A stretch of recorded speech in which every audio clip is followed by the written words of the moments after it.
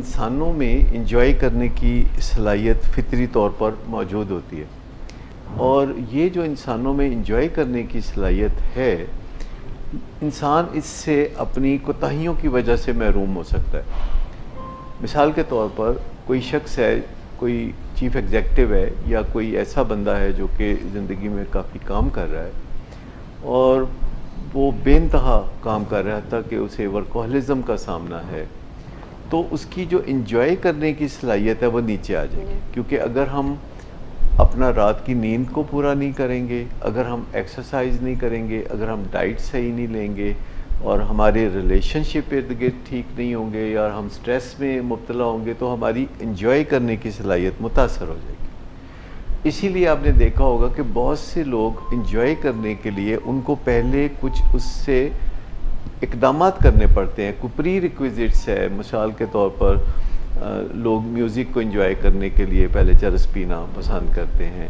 या cricket match कोई television पे अगर देखना है तो उस मौके पे भी वो कोई पहले साथ नशा करना चाहेंगे। तो ये जो इंजॉयमेंट का तस्वर है, इसको थोड़ा समझने की ज़रूरत है। वो एक मैं मिसाल से समझाता हूँ। एक लड़की मुझे बता रही थी कि वो अपने मंगेतर के साथ सिनेमा देखने जा रही थी। ये आपके क्लाइंट थे? कोई यानी जिन्होंने मुझे बताया कि मैं इस तजर्बे में से गुज़री हूँ। तो वो सिनेमा जा रही थी अपने मंगेतर के साथ और उसके मंगेतर ने कहा कि ठहरो, मैं पहले थोड़ा सा सिगरेट पी लूँ चरस, फिर सिनेमा चलते हैं। तो उसने कहा कि सिगरेट क्यों पीना चाहते हो, सिनेमा जा रहे हैं तो सिनेमा चलते हैं। उसने कहा कि नहीं, जब मैं ये सिगरेट पीऊँगा तो मैं सिनेमा जाके मूवी को ज़्यादा एंजॉय करूँगा। तो लड़की ने कहा कि अगर तुम मूवी को और मेरे साथ को एंजॉय नहीं कर सकते तो फिर मुझे तुम्हारे साथ सिनेमा नहीं जाना, फिर तुम सिगरेट पियो और सिनेमा चले जाओ।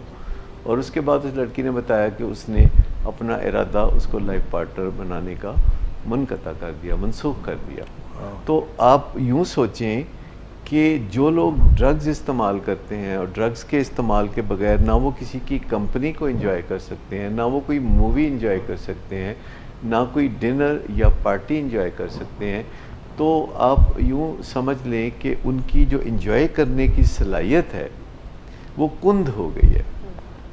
और उसको दोबारा थोड़ा सा शार्पन करने के लिए उनको केमिकल्स का सहारा लेना पड़ता है, जो दिन ब दिन ज़्यादा सहारा लेना पड़ता है पहले की निस्बत, और दिन ब दिन पहले की निस्बत कम इंजॉयमेंट फिर भी मैसर होती है। और फिर उनको एक से ज़्यादा दूसरा या तीसरा या चौथा नशा साथ मिलाना पड़ता है और वो उनकी पोजीशन ऐसी हो जाती है जैसे वो किसी ऐसे एस्केलेटर पे सवार हैं और ऊपर की तरफ जाने की कोशिश कर रहे हैं जो कि एस्केलेटर बजाते खुद नीचे जा रहा है। तो इससे आप अंदाज़ा कर सकते हैं कि जो लोग भी नशा पसंद करते हैं वो भी नहीं जानते और वो अनकॉन्शियसली लोगों से ये सीख लेते हैं। उनको अच्छी तरह पता नहीं होता कि अगर वो अपना ख्याल रखें, अगर वो अपने लाइफस्टाइल को थोड़ा ठीक कर लें, तो वो नए सिरे से इंजॉयमेंट महसूस करने लगेंगे बग़ैर किसी ड्रग को अपने खून में शामिल किए और बग़ैर कोई रिस्क लिए। और जब लोग नशा छोड़ना चाहते हैं तो उनके लिए भी यही रास्ता होता है कि वो आहिस्ता आहिस्ता अपने लाइफस्टाइल को बेहतर बनाएं, जिसमें नींद को, एक्सरसाइज को बड़ी फ़ौक़ियत हासिल है, फिर उनकी डाइट सही होनी चाहिए, फिर इर्द गिर्द के लोगों के साथ ताल्लुकात और अपनी सर्टन जो फीलिंग्स हैं उनको बेहतर बनाने की ज़रूरत होगी। जैसे एक एटीट्यूड है, यानी जिसे एटीट्यूड ऑफ ग्रैटिट्यूड कहते हैं, अगर वो अपने अंदर लाना चाहेंगे तो उससे उनको इंजॉयमेंट ज़्यादा महसूस होने लगेगी।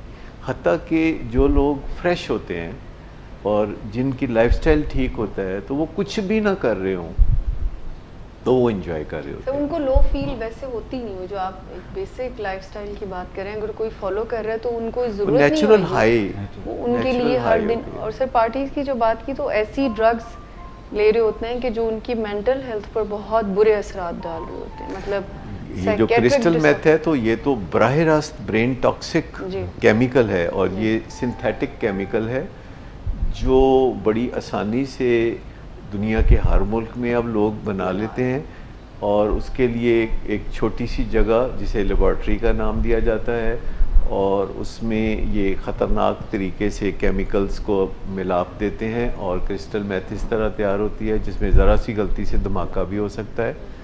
और ऐसे केमिकल उसमें इस्तेमाल होते हैं जो कि दूसरी ऐसी अद्वियात के अंदर इस्तेमाल होने वाले केमिकल है, जैसे एफिड्रीन या सूडो एफिड्रीन, जो कि खांसी नज़ला ज़ुकाम के शरबतों में इस्तेमाल होता है कसरत से।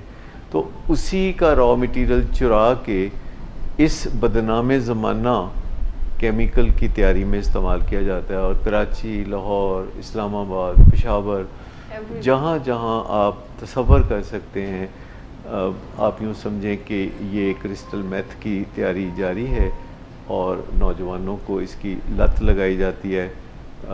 नौजवान जो बोर महसूस करते हैं आपको अपने आप को और खुशियों से महरूम समझते हैं, डिसअपॉइंटेड होते हैं, या सादा लफ्ज़ों में नाशुक्रे होते हैं, ख़ास तौर पर जिनके घरों में अल्लाह ने हर किस्म की आसाइश दी होती है, जिनको हर चीज़ एक आवाज़ पे मिल जाती है, तो फिर भी वो बहुत बोर हो जाते हैं। तो इसका एक फैक्टर ये भी हो सकता है कि उनकी लाइफ में कुछ ऐसे है ही नहीं गोल जिसको वो अचीव करें, दे ऑलरेडी हैव एवरीथिंग, और फिर उनको बोरियत फील होती है। जिसकी ज़िंदगी में चैलेंज नहीं है उसकी ज़िंदगी में फिर बोरियत आएगी। आप याद रखें कि दुनिया में अगर हमें बोरियत को किल करना है तो हमें कोई गोल सेट करना होगा जो रीज़नेबली मुश्किल लेकिन अचीवेबल हो। जब तक हम कंफर्ट जोन से नहीं निकलते तो तब तक हम कंफर्ट को भी इंजॉय नहीं कर सकते। अगर हम मुसलसल कंफर्ट जोन में रहते हैं तो भी हमारी इंजॉयमेंट नीचे आने लगती है, क्योंकि हमारे दिमाग की बनावट ऐसी है कि वो यकसानियत को महसूस करना छोड़ देता है। तो उसके अंदर चेंज लाना बहुत ज़रूरी है कि हम कंफर्ट जोन में रहें और फिर कंफर्ट जोन से बाहर आएँ, फिर कंफर्ट जोन से वापस हम कंफर्ट जोन में आएंगे तो हम नए सिरे से उसको इंजॉय करेंगे। तो ज़िंदगी को इंजॉय करने का तरीका ही यही है कि आप अल्टरनेट करें बिटवीन कंफर्ट जोन और फिर कंफर्ट जोन से बाहर, और फिर आप वापस कंफर्ट जोन में आते हैं। जैसे अगर आप सारा दिन अपने घर में बैठे रहें, जैसे कि लॉकडाउन में लोग बैठे रहे, तो वो बहुत बोर हो जाते हैं। और अगर हम सुबह घर से निकलते हैं कामकाज के लिए और चैलेंजेस को फेस करते हैं तो शाम को घर आते हुए हमें बहुत अच्छा महसूस होता है। या कुछ दिनों के लिए जब हम घर से बाहर वेकेशन पे जाते हैं तो वापस घर आते हुए हमें बहुत खुशी महसूस होती है। लेकिन अगर कोई शख्स घर में ही रहे, जैसे वर्क फ्रॉम होम मजबूरी में किया जाता है, तो घर काट खाने को दौड़ने लगता है। हमारा दिमाग यकसानियत को कोई बहुत ज़्यादा देर तक बर्दाश्त नहीं कर सकता। सो मंज़रनामा हमारे इर्द गिर्द भी बदलता रहे और मंज़रनामा हमारे अंदर भी बदलता रहे, तो इससे हमारी इंजॉय करने की सलाहियत बरकरार रहती है।